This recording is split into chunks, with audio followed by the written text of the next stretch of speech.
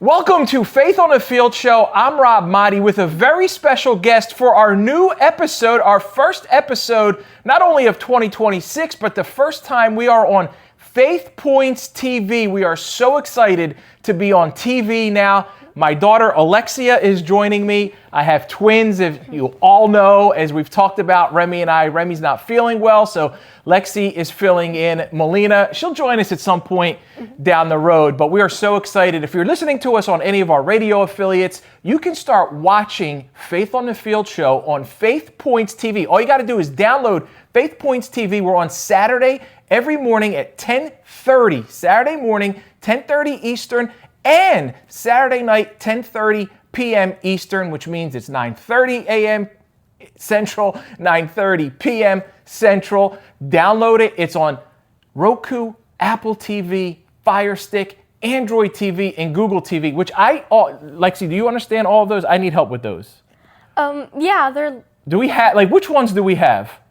Apple TV. We got Apple. Do we have, I'm sure we have, I don't know. We got them. We should have them. We should have them. You should have them. We all watch our TV that way. So join us each week. If this is your first time and you're just tuning in, I don't know, where have you been? Where have you been? Faith on the Field Show launched in April 2017 on ESPN Philly, on one radio station in Philadelphia. We have grown to numerous markets over the past 8 years, 9 years, and we continue to grow. This is now our first season, our first time we're going to be on television. We're so excited. We bring you powerful testimonies from some of the greatest athletes and coaches in sports every week. This week, our special guest is, now he's former Baltimore Ravens head coach John Harbaugh. So if you've been listening to us on the radio, this is a conversation that we already had earlier before the season started, but it was just such a powerful conversation.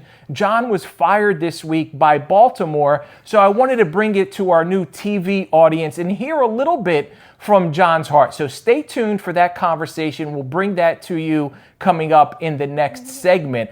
But what I want to point out is when John was fired this week, he put out a statement. And at the very end of this statement, he addressed the author and finisher of our faith. And he said, "All is well within my soul because of the good God who sustains me." Now think about that. You're a head coach for 18 years in a city. And I know John is financially secure and all of that great stuff. But disappointment comes with whether it's losing a job, whether it's not getting a promotion, whether it's not getting into a school that you want to go into. Alexia, you do so many things. You're in theater, you play flag football, you do school, you're so talented in so many areas, but you face some disappointment at some point in your life. Let's just talk about football because we are defending champions, but we're getting ready for 2 more seasons of flag football in our winter season, and Lexi is one of my star players. So since I moved, Lexi, what are you, about 97 pounds? Sure, yeah. Somewhere around there. So she may be the lightest nose tackle. For those of you who understand football, nose tackles are generally the big 300-pound. Now in the NFL, they're like 350 pounds in the middle, clogging that defensive line. So I decided this year Lexi's going to be our nose tackle. We're going to try a new defense. 3 games, Lex. We've shut out our opponent all 3 times. You have been stuffing the run. You've been doing a great job as the lightest nose tackle that I've ever seen in sports. But sometimes you've got to deal with disappointment, right? Sometimes maybe a game doesn't go your way. Sometimes a pass doesn't go your way. So how do you handle it? Well, I always believe there's another try, and you can always try again. And, yes, you may lose, and it's okay, really, because your teammates shouldn't judge you, and you can just always try again and practice more, and practice makes perfect. So what do I always tell you about? It's repetitions, right? It's repetitions, and we just keep going out there. So I want to share a little something personal because I was so proud of you, and Lexi's 12, if I haven't said that already. And so you just turned 12, which means the story I'm about to share, you were still closer. You were still 11. I was 11. You and Melina were 11. So Remy and I and the family, we were looking at something that was just potentially a new situation for us, and we were really, all of us were excited about it, and things didn't work out our way. And this was in the summertime, and just it wasn't the right time for it. But I was disappointed immensely because I thought you were disappointed, and I thought Melina was disappointed. So as I'm kind of like, it was, I wouldn't call it a heartbreaking. It was gut-wrenching. It was your just feelings. Is that what you would say as a kid? I was in my feelings about it. And you come to me, and like, this was probably the most proud moment, Dad, that I've had. And you're like, Daddy, it's okay, Ecclesiastes 3:1. And then you recite it to me. So recite that for the audience and tell me what it means to you. Ecclesiastes 3:1 is everything has a season, a time for every matter under heaven. And I just believe God will give you possibilities at certain times, and something may not go your way, but there's always another time and another try. And when you put that in perspective for me, like, I'm sitting there going, I'm 50 years old and you're 11. And I just gave my age away on national television. So this is the first time. You guys got me saying but hey, I'm 50, I'm proud of it. I wear it well, or I try to. I do whatever I can. But I'm sitting there thinking to myself, like, I'm sulking, I'm upset, I'm down. And it takes my 11-year-old daughter to share this Bible verse with me, to bring that perspective, that spiritual perspective. And Mommy has done a great job with you guys. I know I work a lot and I try and be around and do Bible with you all the time, but you guys have been in the Word. You guys have been in worship since you were babies. I know I did teach you that one song. I'm not going to make you sing. Do you remember the words? Do you remember any of the words? Okay. Yes. All right. So Yeah, thank you. I do. We'll do it. Maybe one time we'll play it. We'll play it of you singing it when you were a little kid. But Mommy has done such a phenomenal job with you, and I try to do my part spiritually as well, that you were able to come to me in that moment. And here we are sitting in our first time on Faith Points TV, our 300 something 50, I don't know which episode we're up to on ESPN affiliates across the country. And there is one person out there, at least, but there is one person out there who needed to hear that, Lex. There is one person out there who's going through some sort of disappointment right now, who's going through some sort of feeling of, I didn't get what I wanted. And you need to know, for every season, you say it. Mm-hmm. For everything there's a season, a time for every matter under heaven. It's that simple. It's God's timing, y'all. It's not our timing. So whatever that disappointment, whether you're the head coach of one of 32 NFL teams, and guess what? John Harbaugh, instantly, within about 45 minutes of getting fired, there were 7 teams, I believe it was 7 or 8 teams, that already reached out to his agent to be like, hey, we're interested in John. He's going to get another job. And he might end up in a better situation, because you and I know if you end up in, whether it's Miami or you end up somewhere in warm weather, we like it better down there. So there's a possibility he can end up with the Dolphins. They just fired their coach, Mike McDaniel. There were 7 other openings. All of these jobs are out there. But if you're handling whatever disappointment that you might be going through, maybe you applied for a scholarship. I know when I was in high school, there was one particular scholarship I really wanted. And it was because my dad said, at the time I wanted a new car. And my dad said, and my dad just worked his hardest to give me everything I possibly can have. And I've driven new cars all throughout my adult life. My dad never bought himself a new car. Never. He bought me one, but he never bought himself a new car. He always bought the oldest. He didn't care. He just needed to get him from point A to point B. But in high school, here I am, 16, 17 years old, and I'm like, Dad, I want a new car. I don't want like a beat up. I want a new car. He said, get a scholarship to this particular school because there was a full ride. And I was a finalist for this full scholarship. I'm not going to say the name of the school. It's a college in Philadelphia. And I was a finalist and I didn't get it. And I was so disappointed not because I wasn't going to go to that school, not because my dad wouldn't have to pay tuition, because I wasn't selfishly getting that brand new car. That's all I cared about. I'm 17 years old. I'm like, I want a new car. Now I accepted a partial scholarship to another school, transferred, ended up, my dad's paying tuition. He doesn't care, just wants me to get an education. But I held a grudge to this day against that college. And here we are on Faith Points TV for the first time. Lexi, you're with me, and I'm going to say I am releasing that grudge against that college, against that university. It's okay that you didn't give me the free ride. My life ended up just fine without it. So if you're handling something, if you're dealing with something, if you're going through something, sometimes it takes the perspective of a then 11-year-old, now 12-year-old to tell you, Ecclesiastes 3:1. Dive in, and you know what that is? It's a lesson of diving into the Word, diving into the Bible. Are there other verses that just stand out to you that maybe you want to share? Anything that speaks to you right now that you would like to share with the audience? Well, my favorite verse is Romans 8:18, and Romans 8:18 says, "The pain that you've been feeling cannot compare to the joy that's coming." And it kind of is like similar to Ecclesiastes 3:1. I love both verses. They're amazing. Say that one again slowly. Romans 8:18. Romans 8:18 is the pain that you've been feeling cannot compare to the joy that's coming. Wow. Think about that one. Think about that one. And that extends to so many of us who may be going through a difficult, it could be a health situation, right? And unfortunately for those of you out there, so many people out there who might be dealing with a difficult health situation, and the pain that you are feeling, like there's joy coming, right? There's joy coming. How do you embody that? How do you live that out? Like when beyond football, beyond maybe it's something related to whether it's theater, whether it's friends, because guys, there is so much drama with like 11 and 12-year-olds, and you handle it so well. You handle it so mature. How do all these Bible verses apply to you when you're feeling that kind of disappointment or pressure or whatever it may be? I try to remember and I try to apply them to my life and just keep them in my heart and I read God's word every night.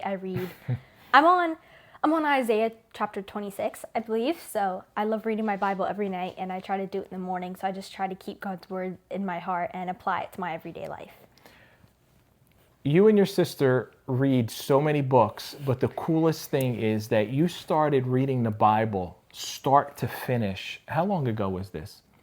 This 4 or 5 months somewhere in June or July. June or July. Yes, I've written down in my Bible. Literally every night, she's reading her Bible, and then you read from your books before you want to go to sleep. And so, like, I'm coming in there like, all right, you got to go to sleep. It's late. It's 12. It's this. It's that. And she's like, I didn't read my Bible. And what am I supposed to say to that? As a dad, like, how can I say, no, close your Bible, go to sleep? So I've just been super impressed by your consistency doing that. And again, sometimes we need that perspective of someone who's younger, someone who's more innocent, to remind us, to show us that, hey, there's a season for your pain. There's a season for your suffering. There's a season for your disappointment, but there is something better waiting for you on the other side. All you have to do is stay strong, stay faithful, stay in the Word, stay in your belief, because I'm going to you threw a couple Bible verses at everyone, right? And I'm going to give you one of mine. It's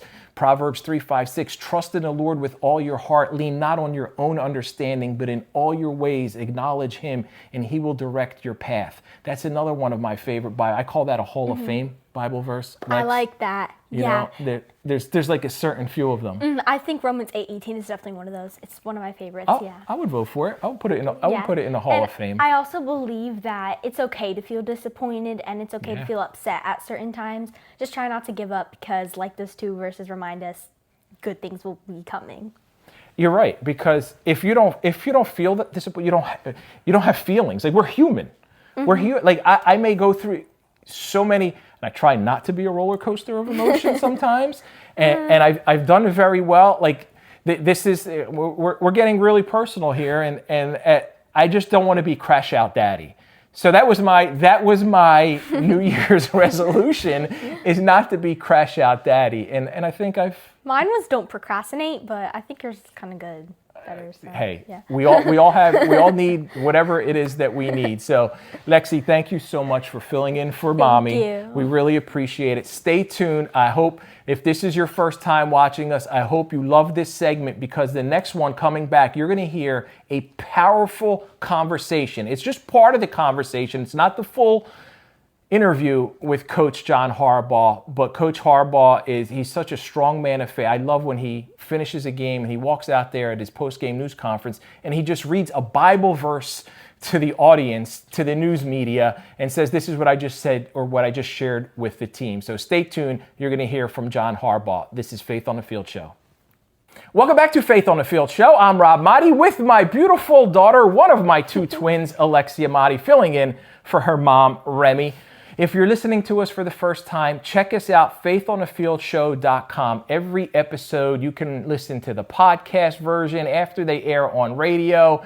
After these go on FaithPointsTV, you can check us out. Also, we'll put them up on YouTube as well. If you want to be a partner with us, if you want to help this ministry grow, just reach out to us at team@faithonthefieldshow.com. We can help you out that way. We can talk to you. We can just share whatever it may be that's on your heart that can help us grow our ministry and expand it as well. All right, I want you to listen to this conversation that I had with former Baltimore Ravens head coach, soon to be a head coach somewhere else in the NFL, John Harbaugh. It's a tremendous resource. I coach my daughters in flag football, so I know it helps me. And it's also not only for just coaches, teachers, instructors, parents, but tell me about the idea behind it. Yeah, I think it just started probably twofold. One thing with our dad, Rob, so many things that we learned over the years. People ask us, oh, how'd you guys get into this deal? And how come you have two brothers who are coaching? And why are you so much alike? And what'd you learn? So one part of it was just a legacy and just to make sure that stuff didn't die, just to make sure that it still would have a place to live ultimately for people to see and maybe benefit from, at every level of coaching. And then the other thing was, I think both Jim and I felt like as our kids grew up, we saw the coaches that they had. There was great coaches and there was not great coaches, and there was bad coaches, and it was just like the Billy Graham quote always resonated with me. A coach will have an impact on more young people in a year than most people will in a lifetime. A coach has such an impact. You think back when you played, what a coach said to you or didn't say to you, or the encouragement or the negative thing that actually sticks with you for the rest of your life. And it just has such a huge impact at that age, like your daughter's age up through junior high and high school. And I don't think coaches are really trained. It's not something that we are very intentional about, helping coaches be good at what they do, and just ask themselves why they're in it and what the strategies are. Just have a positive impact on kids. So hopefully it's a little bit of an oasis where people can get in there and say, you know what, this is kind of interesting, and let me kind of scroll through and see if there's something I could pick up that would help me be a better coach. We're just getting started with it. We got a lot of different ideas, Rob. We maybe have a partnership, and maybe we'll do courses someday, or we're going to do some daily content. At some point in time as we go forward. We're just kind of scratching the surface right now. From your perspective, what makes a good coach? What makes a really great coach?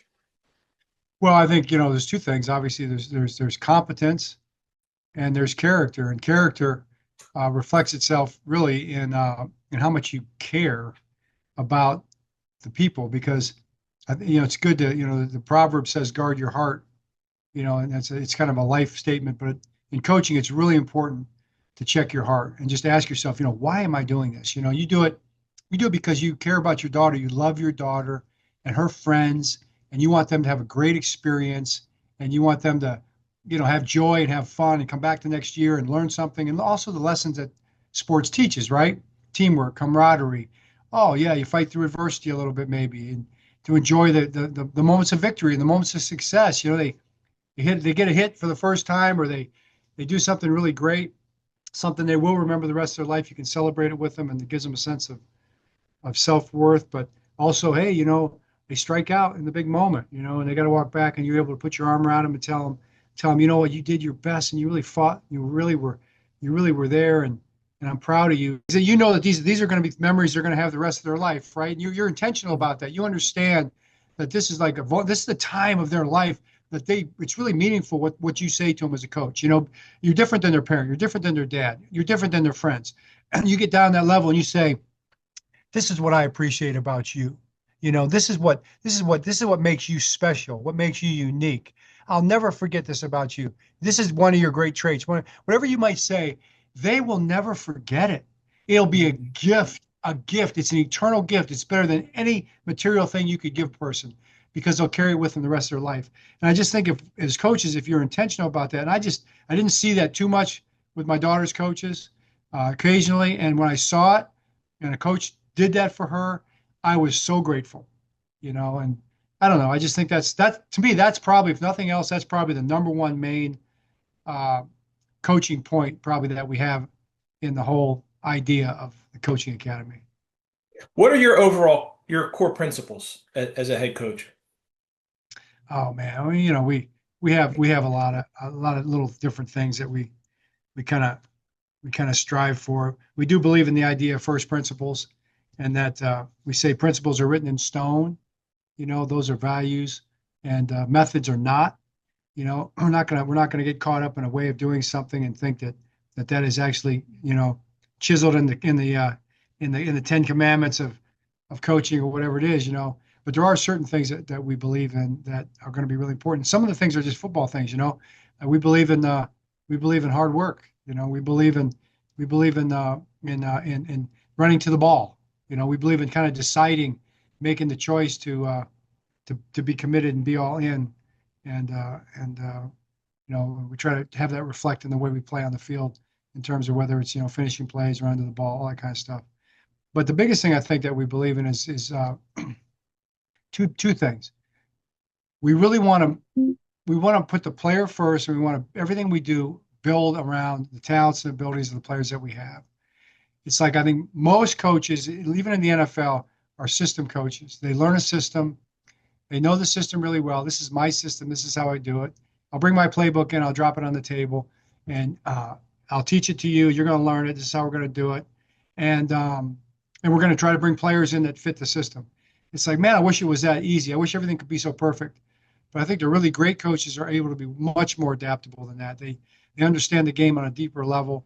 There's a certain elegant simplicity to what we try to build with our systems, so that we understand all the nuances of the game as much as we can. We understand that there's a lot of questions that have to be answered. There's a lot of things that have to be accounted for. But you got to do it in a way and build a system that's so good that the players can operate it in a simple, easy to operate kind of a way, so that they can play fast and be successful, and they can understand what you're coaching.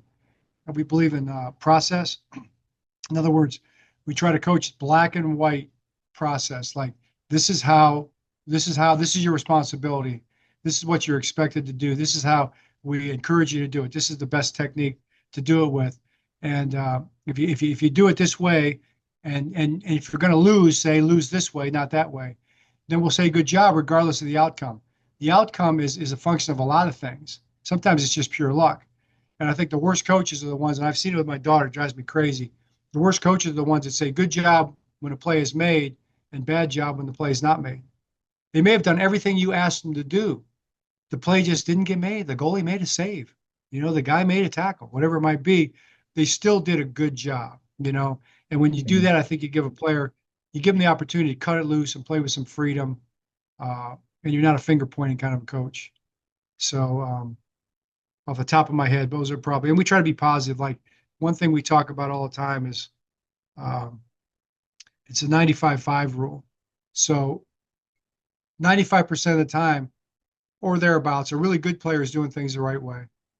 Okay, maybe it's 90% maybe it's 85, maybe it's 80%, maybe it's 75% of the time for an average player. They do things well and right, and 25% of the time they don't. But usually with that player, 75% of the time we'll be criticizing them, and 25% of the time we might say, or 95% of the time we might be correcting, and 5% we might be saying good job. Well, the problem is that the person starts to think that they're 5% good and 95% bad.